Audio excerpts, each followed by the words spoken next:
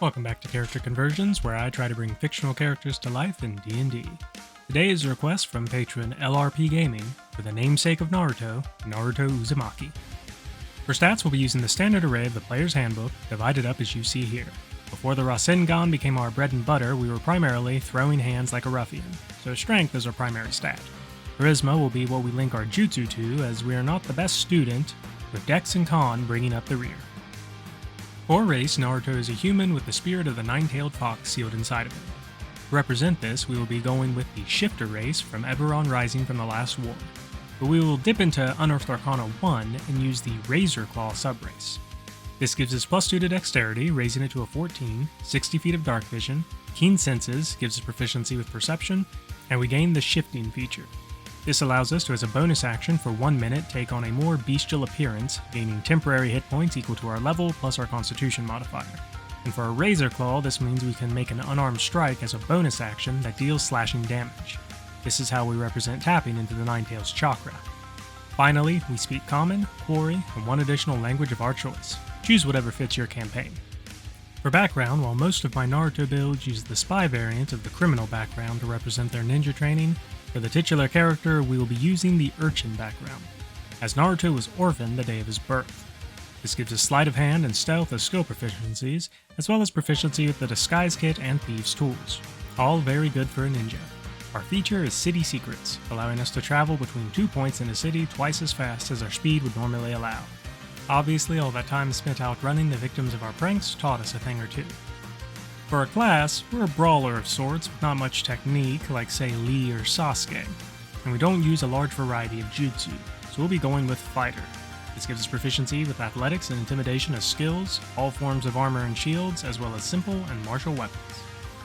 As a first level fighter, we gain a fighting style and second wind. Our fighting style will be grabbing unarmed fighting, making it so we deal 1d6 with our unarmed strike and 1d8 if both our hands are empty. Second Wind will allow us to, as a bonus action, restore 1d10 plus our fighter level and hit points once each long rest. Naruto was a fast healer after all. Second level fighters gain Action Surge, allowing us to take an additional action once each short or long rest. As a third level fighter, we choose our martial archetype, and I don't think it will surprise anyone to see we're going with Echo Knight. This grants us Manifest Echo and Unleash Incarnation. Manifest Echo lets us, as a bonus action, create an Echo, or a Shadow Clone, within 15 feet of us, has an AC of 14 plus our proficiency bonus, 1 hit point, and immunity to all conditions. It uses our bonuses for saves, can move 30 feet on our turn, and if it is ever more than 30 feet away from us at the end of our turn, it is destroyed. As a bonus action, we can swap position with our Echo for the cost of 15 movement, regardless of the distance. When we take the attack action, we can choose to have our attacks come from us or our Echo, and we can use our Echo to deliver opportunity attacks. Unleashed Incarnation lets us make 1 additional attack from our Echo's position a number of times equal to our Constitution modifier each long rest. Fourth level is our first ability score improvement. We'll trade this for the Magic Initiate feat, selecting Sorcerer spells. Our 2 cantrips will be Gust and Sword Burst, while our first level spell will be Chromatic Orb. Gust because our chakra nature is wind, so it feels appropriate. Sword Burst could maybe represent tapping into the Ninetales chakra as it spins around him sometimes, or instead of swords appearing, it's literal chakra tails. And Chromatic Orb is our best representation of Rasengan, though we are able to throw it from the start. As a 5th level fighter, we gain extra attack, allowing us to make 2 attacks when we take the attack action instead of 1. 6th level will be our next ability score improvement. We'll drop this into both our strength and constitution, raising them both to 16 and 14 respectively. 7th level, our next ability as an Echo Knight is Echo Avatar. Now as an action, we can see and hear through our Echo for up to 10 minutes so long as it does not get more than 1,000 feet away from us. This represents the Shadow Clone's ability to learn information and then send it back to the jutsu's user. 8th level is our next ability score improvement. We're going to both prep for next level and boost our Magic Initiate strength and drop this into Charisma, raising it to a 16. 9th level, we're going to multi-class over to Warlock. Naruto isn't intelligent enough to be a wizard, and because we draw power from the Ninetales, this is a perfect fit. But we are going to use the Fathomless Patron to represent the Ninetales. Remember that flavor is free in 5th edition, so we'll be doing some heavy reflavoring with this, so it will make sense as we go. This gives us a d8 hit die, Tentacle of the Deep, Gift of the Sea, and Pact Magic, which grants us 2 cantrips and 2 first level spells. Tentacle of the Deep lets us a number of times equal to our proficiency modifier each long rest. As a bonus action, summon a tentacle within 60 feet of us.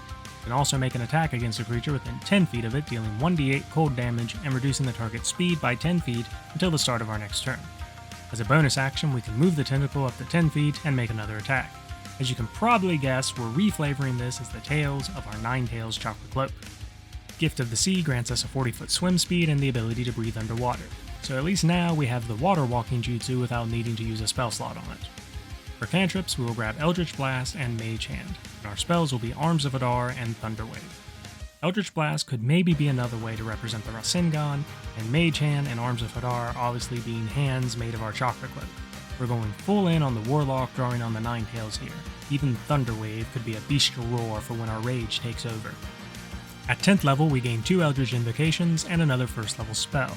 We'll be taking Agonizing Blast and Armor of Shadows. For a spell, let's grab Cause Fear, as it's not inaccurate to say when we are cloaked in the QB chakra, we invoke fear in lesser opponents. As a 3rd level Warlock, we choose our Pact Boon and choose our first 2nd level spell. We can diversify our build a bit here and choose Pact of the Chain, summoning a frog familiar to represent Gamakichi. For a spell this level, we'll pick up Mirror Image, only each Mirror Image obviously represents a Shadow Clone. 12th level and our 4th level in Warlock is our next ability score improvement. We'll drop this into our Charisma again, raising it to an 18. Next we gain an additional cantrip and another 2nd level spell. We'll pick up Blade Ward for some added defense and Spider Climb, though a little out of order since we already have our water walking representation. 13th level is another Eldritch Invocation and our first 3rd level spell. We will grab Mask of Many Faces to make sure we can always use the sexy jutsu. And for our spell, let's grab Counterspell. I imagine it is just throwing a Rasengan in to disrupt something. 14th level as a 6th level Fathomless Warlock, we gain Oceanic Soul, Guardian Coil, and a 3rd level spell. Oceanic Soul gives us resistance to cold damage, and the ability to communicate with anyone when submerged in water. Guardian Coil means when a creature within 10 feet of our tail takes damage, we can reduce the damage by 1d8. For our 3rd level spell this level, we will pick up Fear.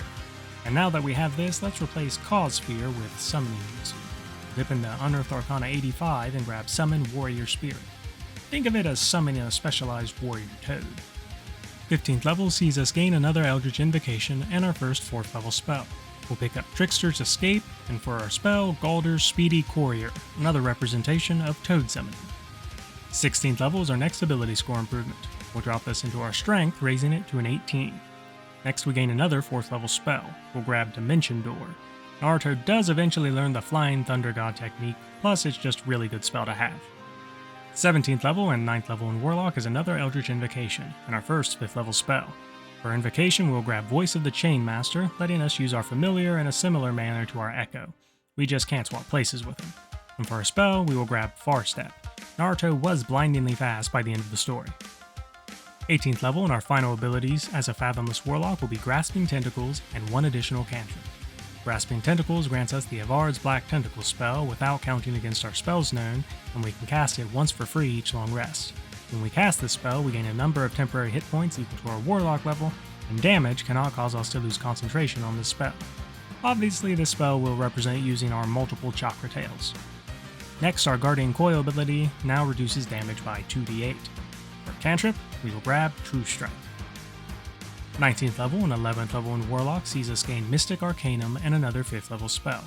For Mystic Arcanum, we will grab Investiture of Wind because we want a strong representation of our wind nature, and its ability to create a large vortex does give similar vibes to the Rasen Shuriken. For a spell, we'll grab Hold Monster. Think of it as summoning a large toad to immobilize a foe. 20th level, the capstone of our build, is our final ability score improvement. We will be dropping into our Constitution, raising it to a 16. Finally, we gain our final Eldritch Invocation, which we'll be taking Fiendish Vigor for. End result sees us with an average of 162 hit points, Mage Armor, and AC of 15. Our Unarmed Strike can average 7 damage a hit, 14 damage a round, 21 with Unleash Incarnation. Action Surge can double this to 42 in a round, and if we are using our Razor Claw ability, we hit 49. Then we have our spells to fall back on. Naruto wasn't known to have a large arsenal of jutsu, but what he did have was quite effective at dealing damage. The abilities of our Chakra Cloak, we can hit opponents at decent range as well, slowing them down to make sure they can't escape. You may have noticed we don't have any parallels for Naruto's Sage Mode or his final 6-path powers, but really Naruto can just do a little too much to fit into a D&D character, so I took what I thought was most iconic about him. Ultimately, I think the build could be pretty fun to play as, you just have to be willing to reflavor the right parts. Thank you for watching. Please like, share, comment your opinions or suggestions for new builds. Special thanks to Brandon Yates for the music in this video.